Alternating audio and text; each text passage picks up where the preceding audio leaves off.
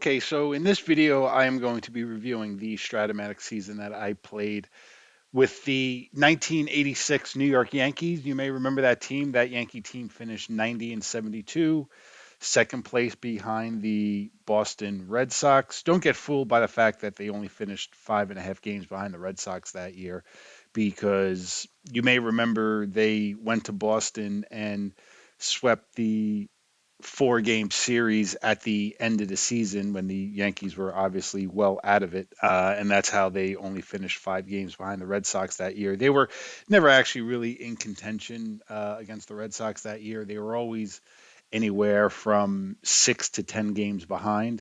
In that last weekend series when they played the Red Sox, the only drama in that series was basically two things. Number one, would Don Mattingly catch Wade Boggs for the batting title, and would Dave Righetti get enough saves to set the single season record for saves, in which he did on the last day of the regular season. So again, the 1986 Yankees went 90 and 72. In my Stratomatic season, they went 89 and 73. And you're going to see that the stats from my 1986 season were eerily similar to what actually went on during that season. Just a couple more details about the season that I played real quick. The most games I was ever over 500 was I was plus 19 at one point, and the New York Yankees finished the season plus 18. So for the most part, I was pretty much give or take 2 or 3 games either way.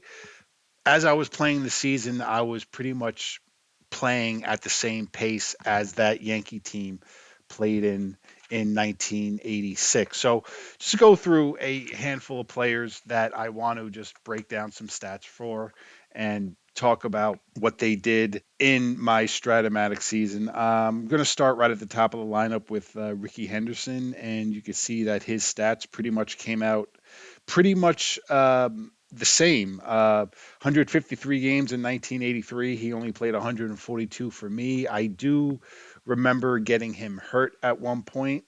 So that was the reason for only playing 142 games. But you can see the batting average basically the same, home runs, RBIs the same. Runs scored were a little bit down.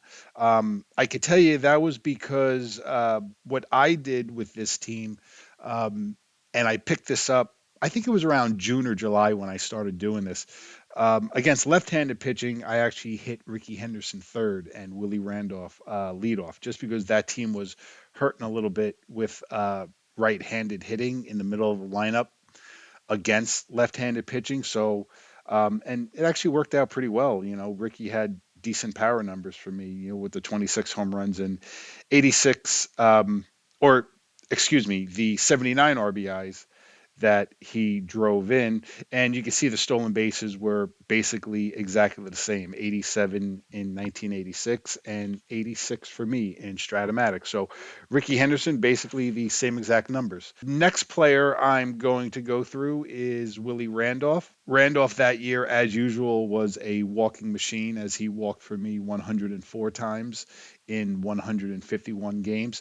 Batting average was a little bit down. He hit 276 in 1986 for me. He hit 255. You could see hits basically came out the same. And he scored a few more runs for me. If I'm not mistaken, in 1986, I think Randolph might have hit farther down in the lineup against right-handers, because I believe one of the things that the 86 Yankees did a lot was I think they hit Henderson leadoff, and I think Griffey would hit second at times. Claudel Washington would hit second at times. So, you know, uh, but for the most part, when I played with Randolph, he was either one or two.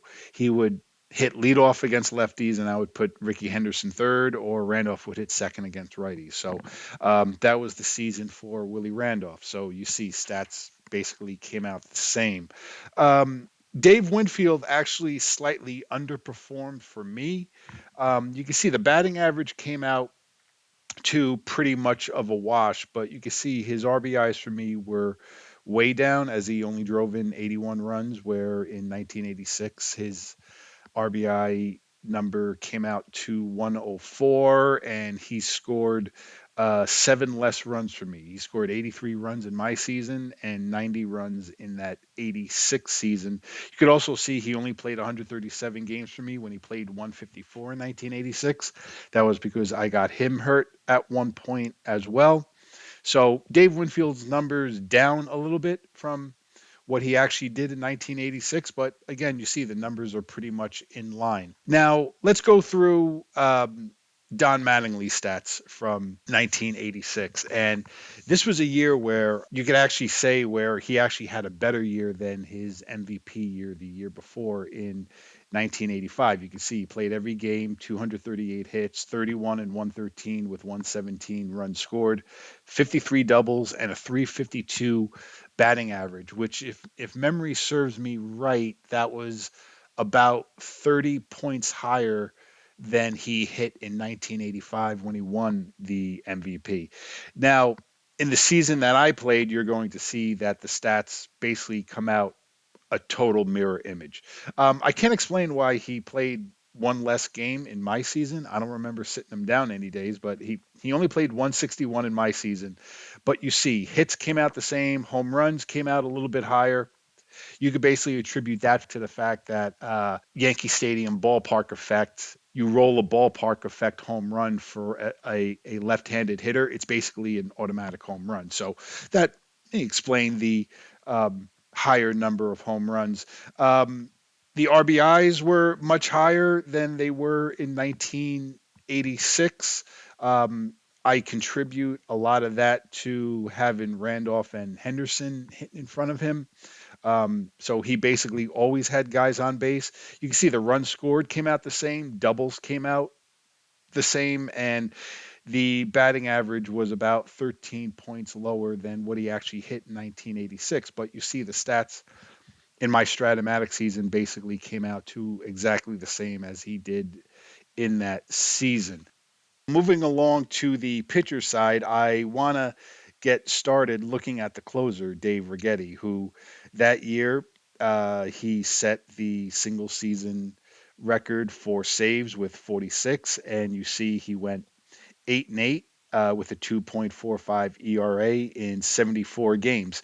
Now, in the season that I played with the 1986 Yankees, and if you saw my last video on the 1980 New York Yankees, one player that I kind of featured in that video was Bobby Brown, who really overperformed to his card. He had a really big year for me. And when you take a look at Dave Righetti's stats from my 1986 season, you could see he really, really overperformed. I mean, he was just absolutely lights out for me. In 64 games, 96 innings, 0.75 ERA, finished with 46 saves. Kind of ironic there. 75 strikeouts and finished with a 6-2 record. I could tell you the one thing about Righetti's card in 1986, which made him very effective, was he was actually a lot more effective pitching against right-handed batters than he was left-handed batters. So that was one thing which really came into play. But it was one of those things where, as I was playing the season, it was almost like I was just waiting for some kind of a slump from my closer, just like happens all the time in real life. Closers go into slumps where for a couple of weeks they can't, get anybody out and their ERAs balloon, and then they get back on track and they finish where they usually finish in terms of their numbers. But Righetti was just lights out for me in this 1986 season. 0.75 ERA, 46 saves. The Yankees ace that year was Dennis Rasmussen, and you're going to see once again the stats come out kind of similar. He threw 218 innings for me, where in 1986 he only threw 202, where he finished with an 18-6 record. Now, once again, I always do this when I play a season. When a pitcher goes over the actual innings pitch, every inning after that he is in his point of weakness. But you could see he did pretty well for me as he went 15-11 with a 3.13 ERA. So Dennis Rasmussen was my ace on that team. But really, the rest of the Yankee rotation really struggled. And I'm just going to go through one more pitcher here. Ron Guidry that year, in 30 starts, he went 9-12 with a 3.98 ERA in 192 innings. Not a terrible year. Also, not a typical Guidry year. Although you got to remember, by 1986, he was towards the downside of his career. But in my season, you're going to see here in 32 starts, he had a 5.72 ERA. I mean, there were starts where he just absolutely would get hammered. Did finish with a winning record at 14-13, and he was my only other starting pitcher who finished with a winning record. The 1986 Yankees were very good defensively at pretty much every position, with the exception of shortstop, which you really don't want in Stratomatic. That is going to give you a lot of headaches when you play 3 and 4s at shortstop with high E ratings.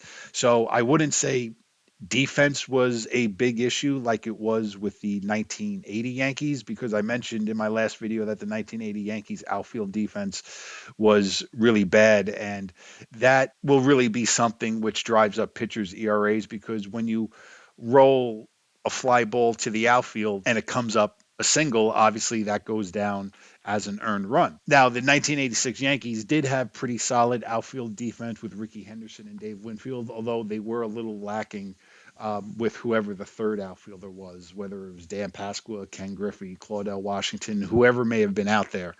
Um, you always had that one hole in the outfield that you worried about. But for the most part, the 1986 Yankees were a decent defensive team. And as I was playing this season with the 1986 Yankees, I never felt like I was ever going to catch the Red Sox to win the American League East. And frankly, had I caught the Red Sox, then that would have been a telltale sign that I was doing something wrong. In that 86 season, I went 7-6 against the Red Sox. So I actually did pretty well against the Red Sox that year. One team who completely overmatched me were the 1986 Angels, as I only went 4-8 against them. But for the most part, my 1986 Stratomatic season with the New York Yankees was pretty much a mirror image of what actually happened during that 1986 campaign.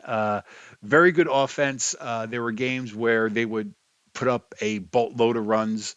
Any game where you were able to knock out the starter and you get to the middle or long relievers, that's when the offense would really open it up.